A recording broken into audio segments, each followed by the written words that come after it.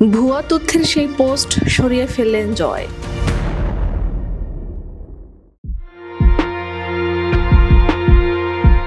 নিজের ফেসবুক অ্যাকাউন্টে শেয়ার করা ভুয়া তথ্যের সেই পোস্ট সরিয়ে নিলেন সাবেক প্রধানমন্ত্রী শেখ হাসিনার ছেলে সজীব অজেদ জয়। বুধবার রাতে তিনি পোস্টটি সরিয়ে নেন। এর আগে কোনো অভ্যুত্থানে ক্ষমতাচ্যুত হাসিনার পুত্র জয় তার পোস্টে একটি ওয়েবসাইটের লিঙ্ক শেয়ার করে দাবি করেন ওয়েবসাইটটি শফিকুল আলম এবং জুলাই আন্দোলনের কয়েকজন সমন্বয়কের ক্রিপ্টোকারেন্সি এক্সচেঞ্জ প্ল্যাটফর্ম বাইন্যান্স অ্যাকাউন্টের হিসাব প্রকাশ করেছে। তবে ওই ওয়েবসাইটের বিশ্বস্ততা নিয়ে সামাজিক যোগাযোগ মাধ্যমে অনেকেই প্রশ্ন তোলেন। কেউ কেউ ভুইভর বলেও আখ্যা দেন ওয়েবসাইটটিকে।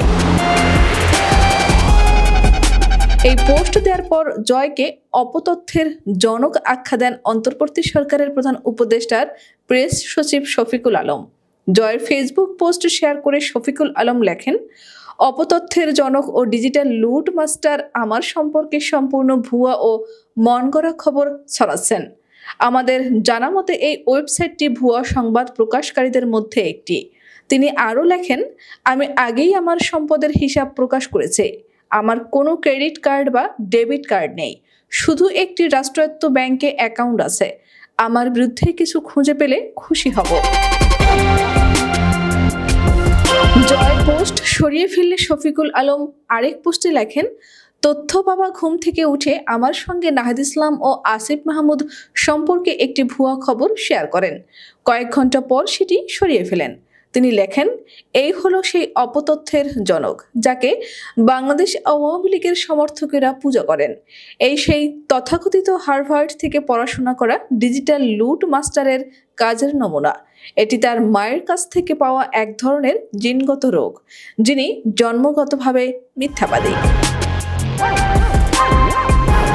প্রেস সচিব লেখেন, তার মা একমাত্র সত্য কথাটি তখনই বলেছিলেন যখন তিনি গর্ব করে একদল মোসাহেব সাংবাদিককে জানিয়েছিলেন তার পিয়ন 400 কোটি টাকা আয় করেছে।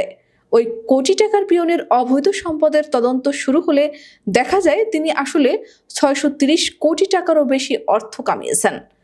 সুমন আলী নামে একজন জয়ের পোস্ট নিয়ে ফেসবুকে লেখেন, সকালে ঘুম থেকে উঠে ফোন হাতে নিয়েই প্রেস সচিব শফিকুল আলম, সাবেক তথ্য উপদেষ্টা নাহিদ ইসলাম, ক্রীড়া উপদেষ্টা আসিফ মাহমুদ, সজীব ভুঁইয়া ও সার্জিস আলমের বিরুদ্ধে দুর্নীতির একটি সংবাদ চোখে পড়ল।